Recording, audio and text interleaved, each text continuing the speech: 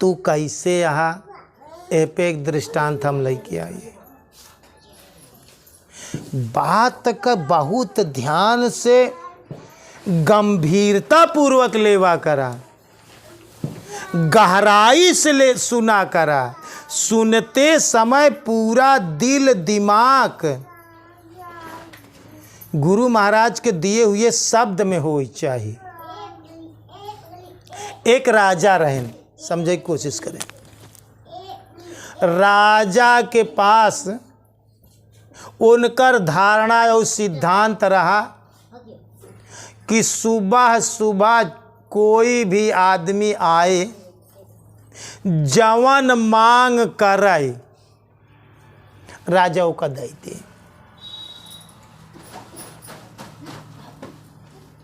तो एक आदमी जवन ध्यान दे बात का, वो आई और सुबह सुबह राजा से, जैसे राजा अपने महल से निकला तहाँ उठ के वैसे प्रणाम करे, वैसे अपन याचना करे।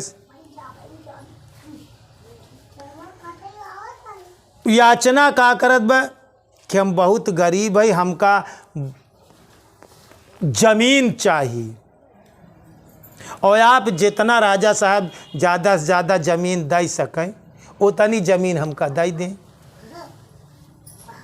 राजा कहें जा, सुबह दिन निकलत बा और सुबह ही सुबह तू पहुँचा है। सुबह से दौड़त दौड़त जहाँ तक तू चला जाबे और चला जाए के बाद फिर लौट के जहाँ तक आई जाबे, दिन बूढ़े पे शर्त का है दिन निकले से दिन डूबे तक आप फिर ही स्थान पर आ जा। जितनी दूर चला जाबे उतनी सब जमीन हम तो का दे दे। हमारे राज्य के जहाँ तक तू जाबे और सूर्यास्त होते तक हम वहाँ जगह तक पहुँचेंगे जहाँ से शुरुआत करें। जहाँ तक जाबे और शाम होते होते दिन डूबते डूबते जहाँ तक आई जाबे वो सारी जमीन हम तो का लिख दे। ध्यान दे, हम कहानी बताए कि संघर्ष का, लेकिन जीवन में देखा अतनव ज़्यादा अति न करे चाहिए संघर्ष। अति सर्वत्र वर्जते, अति का भला न बोलना है, अति की भला न चूप, अति का भला न बरसना और अति की भली न धूप। कबीर साहब कहन अति कौनो चीज अति सर्वत्र वर्जते, कौनो चीज में अति ना करे। अति का भला न बोलना, ज़्यादा बोलब ठीक नहीं हो।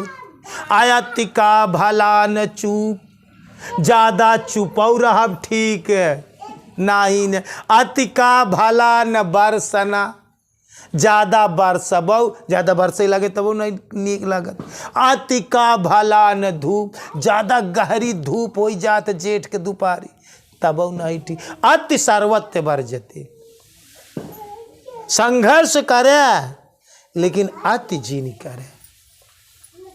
अब वो आदमी का काम बा, कहेस ठीक दिन निकलत बा, अब हम यहीं से जो है कि जहाँ तक जाब शाम तक जहाँ तक लौट आऊ हुआ तक सारी जमीन मिल जाए। अब वो लालची किसान का काम करे कि हुआ से बिन खाए बिन पिए सवेरे पहुँचे रहा, लालच में आए के जमीन के अब हुआ से दौड़े शुरू करे कि जितनी दूर भागत भागत चला जाब उत राजा के नगर में वो सारी जमीन तो हमका मिल जाई। और भागत भागत दौड़ा चला जात बाटे। भागत जैसे तू अपने जिंदगी में भागा था, बिन खाए बिन पिए, खेती में बारी, बिटिया में बेटवा में, नौकरी में धंधा, ऐसे भागा था वही लालची किसान की तरह। अब वो भागा ही लाग, 7 बजा 8 बजा 9 बजा 10 बजा, बिन खाए बिन पिए भागत बा। लेकिन देखता हूँ बा कि भाई हमका शाम तक हुई तक लौटायू के बा, जहाँ से शुरू करे हुई तक लौटायू के बा। भागत 2 बजे तक भागा। जैसे तू 2 बजे तक काम करत तब तू इन मंचन करत, तब पानी मुँह में डावत। भागा 2 बजे तक। अब सोच ले कि अब हमका लौटाई के बस शाम होते होते राजा कहे हाँ कि दिन डूबते डूबते हुआ पहुँचे बा, जितना हुआ पहुँचे हुआ जहाँ तक भागा रहा वो सब जमीन तो होका लिख दे। अब 2 बजे तक तो भागा, अब बिन खाए बिन पिए लालच की तरह वो किसान भागत बा। जैसे जीवन में तू हर चीज़ के लालच के पीछे भागत था, रुपया पैसे खेत बाड़ी जगह जमीन लालच के पीछे दीवाना है। अब 2 बजे के बाद वो लौटा भागत बा। लेकिन अब जाते जाते तो काफ़ी मेहनत कैले, आवत बिन खाए पीने शक्ति डाउन हो गई। अब सूरज के देखा तो सूर्य धीरे धीरे 3 बजा 4 बजा 5 बजा धीरे धीरे ढलत बा। अब और अपन स्पीड करत बा कि हमका पहुँचे के बा वहाँ दरे पर, राजा के जहाँ से हम शुरू करे रहे हमका वहाँ दरे तक पहुँचे के बा। भागत में देखत बा कि तनी दिन देखा और भागत में ऐसे पूरे जिंदगी में तू भागत हा। लालच बस, हर चीज़ के लालच बस भागत हा। होते करते दिन तनी थोड़ा दिखाई पड़त बा। और भागत बहुत थक गया, ओकर पाँव नहीं चल पावता, ओकर शरीर साथ ना देत, लेकिन लालच बस वो किसान भागत बा। जहाँ दिन बूढ़त सूर्यास्त होते जहाँ से शुरू करे रहा हुआ पहुँचत वो किसान थक के हार के गिरा और खत्म हो गया। का भवा गिरा और खत्म हो गया। जब वो खत्म हो गया तो वो का वह 3.5 हाथे तक का जमीन मिली। अब वो का ले वाला तो क्यों बान है, वो का कितनी जमीन मिली, जितनी बड़ी शरीर 3.5 हाथे का, 7 बीता का 54 का शरीर बा, केवल 54 जमीन मिली। 7 बीता 3.5 हाथ सिर्फ होकर कब्र बनाई भरे का, जितनी में होकर शरीर गिरी वह राजाओं का लिख दे। दोस्तों ये कहानी से ये प्रेरणा ले, सीख ले तो का जीवन में कितना मिली, बस वही मारे पे 3.5 हाथ का जमीन मिली। ओका किसान के का मिला, पूरे जीवन दौड़त बा। यह तरह से जिंदगी में संघर्ष तो जरूरी बा, लेकिन यह तरह से अति संघर्ष अपने जीवन में कभौ जी करे, क्योंकि अति सर्वत्र वर्जते। कामी तरे क्रोधी तरे, अरे लोभी की गति हो हुई। लोभी माने लालची।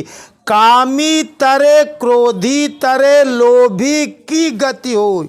असलील भक्त संसार में तरत न देखा कोई। तो कामी पुरुष तर जाई, क्रोधी पुरुष तर जाई, लेकिन लालच दोस्तों लोक और परलोक दोनों नसावत है।